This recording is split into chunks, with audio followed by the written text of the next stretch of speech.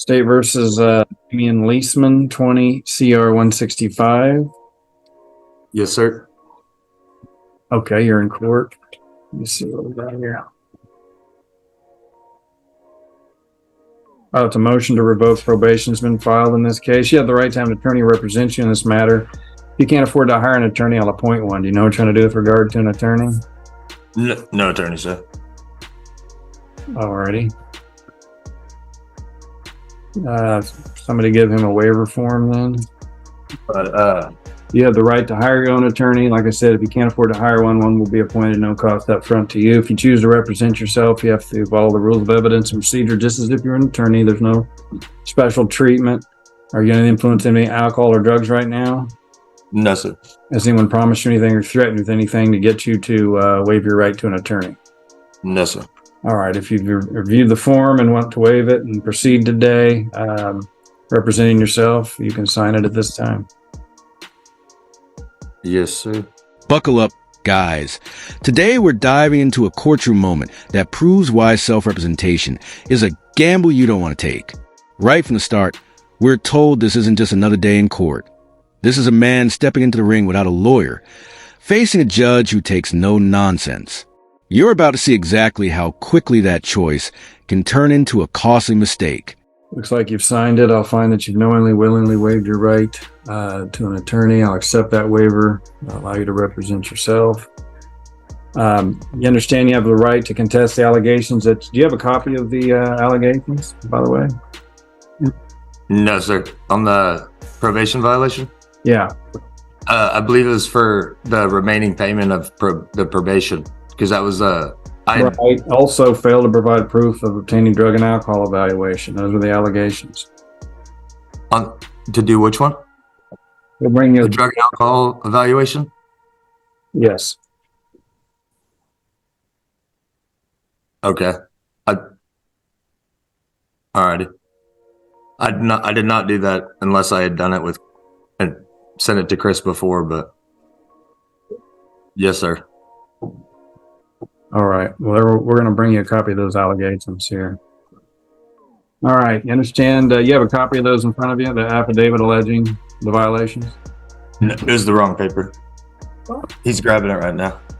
But I understand, sir. I do believe that I had forgotten to. The last time I talked with Chris, I do believe he had said that, and I had forgot about it and just thought it was payment. All right, guys, here's where the judge lays out crystal clear. Represent yourself. And you play by the same rules as the pros without the safety net. The warnings are direct. The stakes are real. 6 months in jail is on the table, and the judge even offers a lifeline. But the defendant waves it off, convinced he can handle it alone. You can almost feel the tension as the first bad decision locks into place. Let me go over your rights with you. You have a right to contest the allegations that you violated probation at a hearing in an open court. It's the state's burden to establish a violation by a preponderance of the evidence. You have the right to present testimony of witnesses and other evidence on your behalf if you want to. If a probation violation is established or admitted to by you, I can continue, extend, modify, or revoke your probation. I could require you to serve the underlying sentence. You understand all the possible consequences? Yes, sir. Do you understand all your rights as I've explained them? Yes, sir. All right. It's alleged that you failed to make payments as required on your court costs, fines, as ordered by the court, and that your last payment was back on November 5th of 2021, and now you have still have a balance of $418. To that allegation, do you admit or deny? That I paid that up in full. Whenever I paid that, I believe it was this last week or the week before, and then scheduled for the court date for today. Is it paid up? The prior, I had made made arrangements. My mom had come over and to the court and paid everything remaining because I had moved down to South Texas, and then but they had added more charges, and then but the drug evaluation part, that I had forgotten all about that. But there's no record of I have not been in trouble, or you know what I mean? The judge starts listing the allegations, and you can sense the shift. Missing payments, skipping required evaluations. It's all there in black and white. The defendant tries to explain, but his words feel more like excuses and answers. Each response digs a hole a little deeper, and you can already tell this judge isn't buying casual forgetfulness as a valid defense.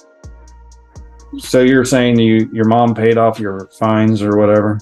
It's paid off? Well, and originally she had come up here to pay them. She paid everything they had on file, and then they had added that last $418 after she had come here to pay. So the balance is $418 still. Is that correct? No, that was paid last week or the week before. Can somebody just go look? We don't know. We have no way of looking now. So let's skip that because She said if it went to collections and he paid collections, we haven't been able to get it from them. it may have went to collections. Let's just skip over to the next one. It's alleged you failed to provide proof of obtaining a drug and alcohol evaluation as ordered by the court. To that allegation, do you admit or deny?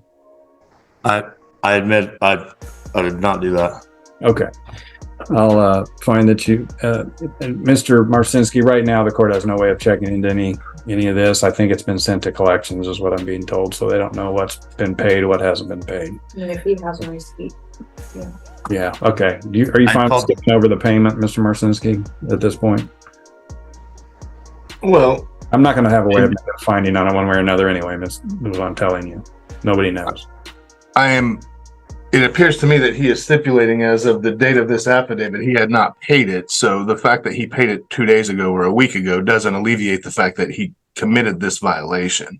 Well, that's okay. I'm not going to contest that he hasn't paid as of today, but it would seem to me that as of the time of this PV affidavit, that amount was still it's all academic. I don't put people in jail for not paying their fines usually anyway. So This is where the conversation turned from money to something much more serious.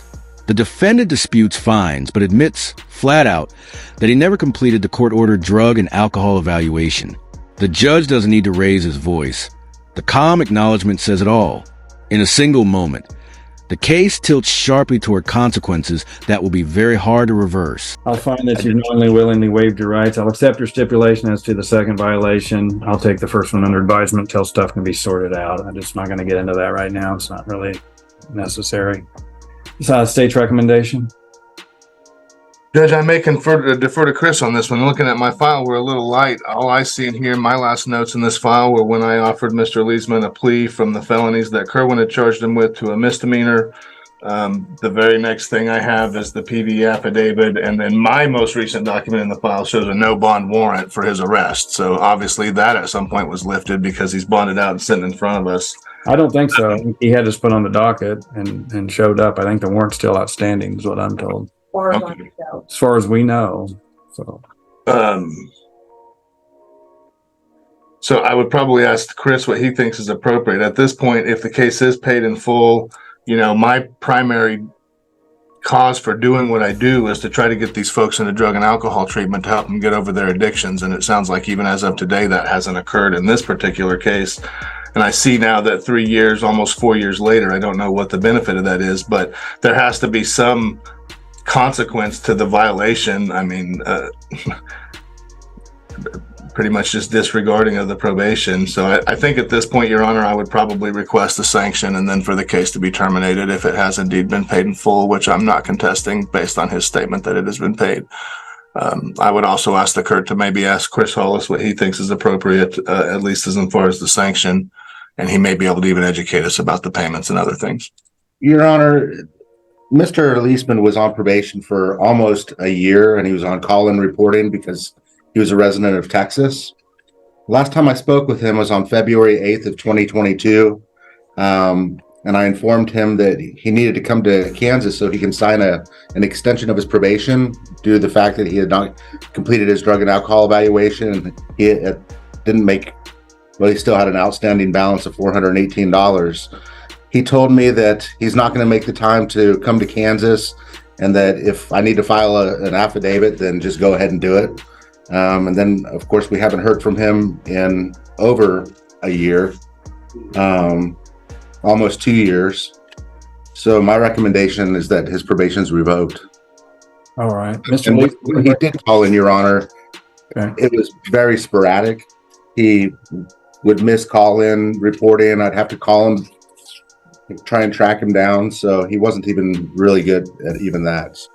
Now, the probation officer takes a stand metaphorically, and the damage becomes irreversible. Years of spotty contact, missed calls, outright refusal to comply with orders. The tone isn't angry. It's matter of fact, which somehow makes it worse. This isn't about one mistake anymore.